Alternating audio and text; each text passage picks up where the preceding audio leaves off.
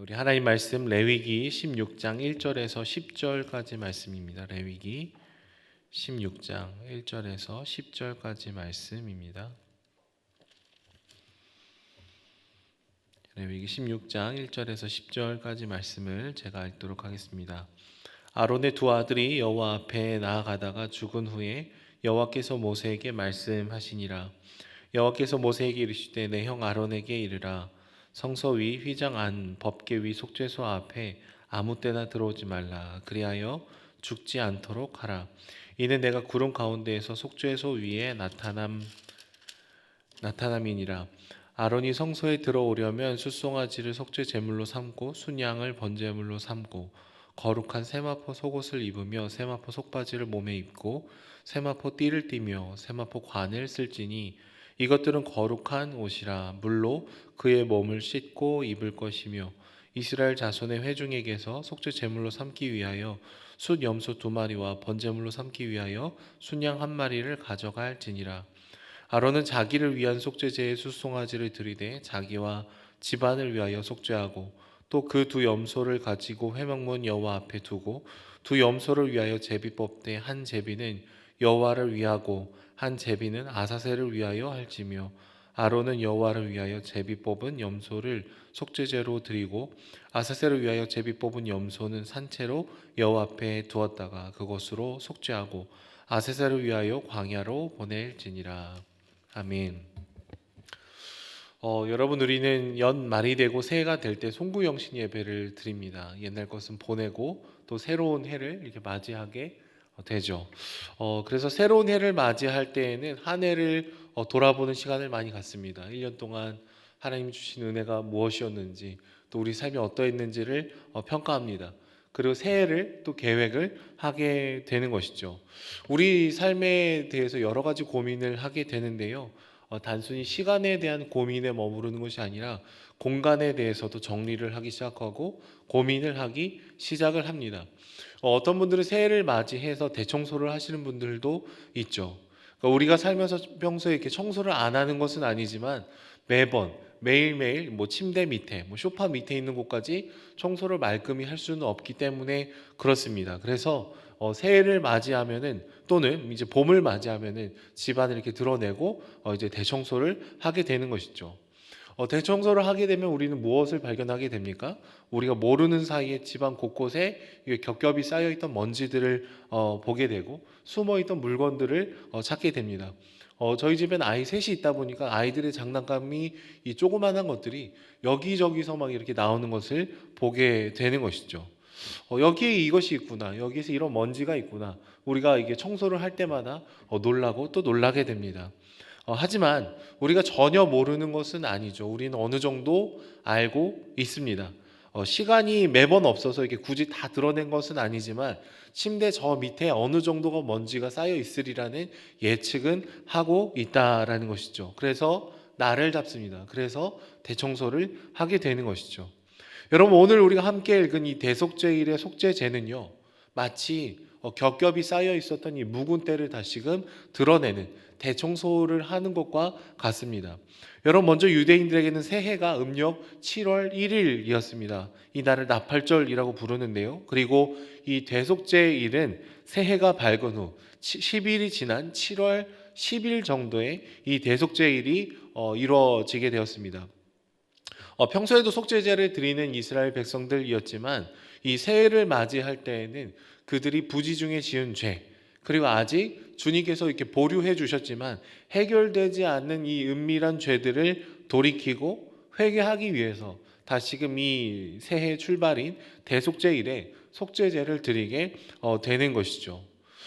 서두에 말씀드린 것처럼 소파나 침대 밑에 먼지가 있으리라는 추측을 했던 것처럼 우리의 삶을 돌아보면은 우리 내면 한켠에는 하나님 앞에 다 고백하지 못한 우리의 마음, 우리의 숨어 있는 동기들, 그런 것들이 우리 마음 깊숙한 곳에 겹겹이 쌓여 있을 수 있다라는 한계를 저희가 어느 정도 알기 때문에 그렇습니다. 동시에 하나님 내 마음이 정말로 온전하기를 원합니다.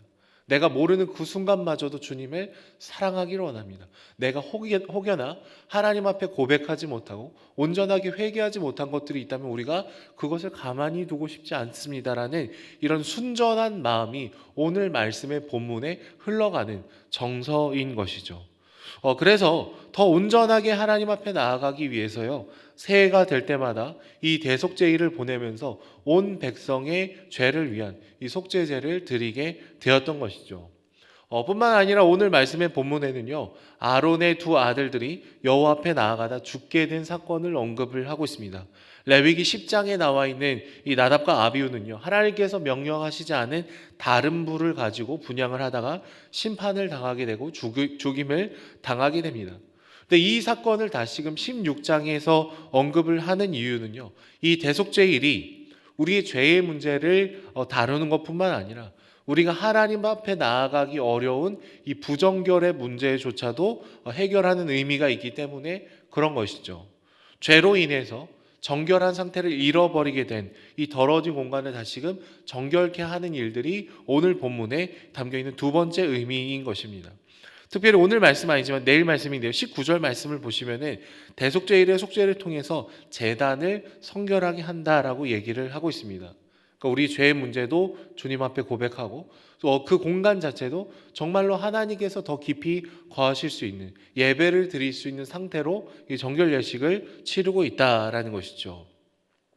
오늘 말씀의 본문을 보시면 이 아론은 대속죄일을 준비하면서 그 지성소 안으로 들어갈 것을 준비하기 위해서 평소에 있던 제사장의 옷을 벗습니다. 그리고 다시금 어떤 옷을 입게 됩니까? 세마포로 만들어진 속옷, 속바지, 세마포띠, 세마포 관을 입고 쓰게 되는 것이죠. 여러분, 세마포는 가늘게 꼰 배실로 제작이 된 것이고요. 그 색깔이 완전히 하얀 이런 옷입니다. 아론이 자신의 그 옷을 벗고 다시금 하얀 옷을 입고 자신의 몸을 정결하게 하는 이런 행위를 하는 이유는 무엇입니까? 하나님, 내가 평소에는 주님께서 맡겨주신 부르심을 따라서 내가 이 제사장의 역할을 감당하지만 사실은 내가 하나님 앞에 나아갈 때는 어떤 것이죠? 내 죄와 내 연약함을 스스로 해결할 수 있는 존재가 아닙니다. 저도 죄인입니다. 저도 주님의 은혜가 필요합니다라는 고백을 드리는 것이죠. 그래서 그 이스라엘 백성들을 위한 이 속죄제를 드리기 이전에 자기 자신과 자신의 집안을 위한 속죄 제물과 번제물을 준비하는 것을 보이게 됩니다. 그리고 그 다음에서야 이스라엘 백성들의 죄를 위한 이 두 염소를 준비를 하죠. 두 염소 중에 한 마리는 이제 죽임을 당하게 되고요. 나머지 한 마리는 살아 있어서 이 이스라엘 백성들의 모든 죄를 전가받고 이제 광야로 보내짐을 받게 됩니다. 여기서 아사셀의 염소다라고 얘기를 하고 있습니다. 여러분, 우리는 이 이미지들을 통해서 우리의 죄의 모든 것을 전가받고 어딘가로 이렇게 죽음의 길로 떠나는 누군가를 알고 있습니다. 신약에 오면 이 아사셀의 염소가 예수 그리스도를 예표하는 것을 저희는 어렵지 않게 추측을 해볼 수 있습니다. 우리의 모든 죄를 짊어지시고 말없이 하나님께서 부르시는 그 자리로 걸어가시는 어린 양의 이미지가 오버랩이 되게 되는 것이죠. 그래서 여러분, 우리는 이 레위기의 말씀을 통해서 깊은 우리의 내면을 돌아볼 필요가 있습니다. 숨어있는 우리의 마음의 깊은 동기들 안에 하나님, 혹 우리가 주님 앞에 고백하고 하나님, 혹 우리가 부지 중에 지은 죄들, 혹 우리가 그 침대 밑에 그 먼지와 같이 너무나 당연해서 너무나 아무렇지 않게 주님 앞에 고백하지 않았던 것은 없는지 우리가 그 온전한 마음으로 주님 앞에 나아가야 되는 것이죠. 분명히 우리는 하루하루를 살아가면서 우리가 회개를 하지 않은 것은 아니지만 그래도 하나님, 나라는 존재의 이면에는 은근히 타협했던 것들도 있습니다. 은근히 다 알면서도 지키지 않았던 것들이 있습니다. 은근히 우리가 그런 마음들을 키워놨던 것을 주님 앞에 고백하며 나아가야 되는 것이죠. 오늘 대제사장인 아론도 자신의 옷을 벗고 흰 옷을 입고 있습니다. 그렇다면 우리가 예수 그리스도의 은혜로 주님의 보좌로 담대히 나아갈 수 있지만 사실은 우리의 태도는 우리의 옷을 벗고 또 하나님께서 베풀어 주시는 흰 옷을 입으며 또 다시금 우리 내면을 돌아볼 필요는 있는 것이죠. 새해를 맞이하며 성소와 자신의 내면을 온전하게 주님 앞에 내어드렸던 이스라엘 백성들처럼 우리도 다시금 온전한 마음, 정결한 마음을 주님 앞에 드려야 되는 것이죠. 분명히 신약 성경에서는 이제 죄도 없으시고 흠도 없으신 대제사장이신 예수 그리스도를 통해서 온전한 제사를 드리셨습니다. 그래서 우리가 이제 하나님 앞에 나아갈 때 막 염소를 잡고 뭐 염소를 보내고 뭐 피를 흘리고 막 이런 제사를 드리는 필요는 없지만, 그러나 이 말씀의 본질, 우리의 깊은 내면을 돌아보면서 순전하게 주님을 따라가기를 갈망하고 나도 죄인입니다라는 그 겸손한 고백이 우리 안에 있을 때 다시금 1년마다 돌아왔던 그 대속죄일의 그 은혜처럼 우리 안에 다시금 하나님의 은혜가 가득하게 될 줄로 믿습니다. 기타를 치다 보면은 이제 6번 줄을 5번 줄에 맞추고 5번 줄을 4번 줄에 맞추고 4번은 3번 막 이렇게 서로의 줄을 통해서 음을 맞출 때가 있습니다. 그런데 제일 중요한 것은 첫 번째 음을 이제 절대음에 맞추는 것이 가장 중요합니다. 첫 번째 음이 틀어지면 나머지 5줄이 다 틀어지게 되는 것이죠. 우리의 삶을 다시 깊이 돌아보면서 하나님, 우리가 주님의 말씀으로 온전히 조율이 되기 원합니다. 우리의 깊은 내면조차도 하나님의 그 말씀으로 다시금 조율되기 원합니다. 그런 고백으로 오늘 우리의 삶을 드리고 우리의 무의식을 주님 앞에 드리고 우리의 습관을 다시금 하나님께 온전히 드리며 나아갈 때 다시금 하나님의 깊은 임재가 오늘 이 새벽 가운데 가득하기를 축복합니다. 기도하겠습니다. 사랑해 주님, 감사합니다. 하나님, 저희를 사랑해 주셔서 우리를 만나 주시고 우리에게 찾아와 주시니 주님 감사합니다.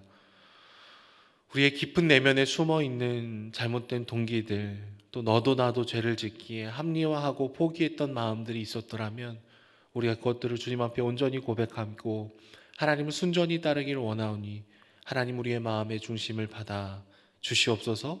하나님을 더 깊이 갈망하고 주님의 깊은 임재를 사모하며 나아가는 이 새벽이 되게 하여 주시고, 주님만을 더 깊이 사랑하고 나아가기를 선택할 때 놀라운 하나님의 은혜가 우리 안에 가득할 수 있도록 축복하여 주시옵소서. 감사드리며 예수님의 이름으로 기도드립니다. 아멘.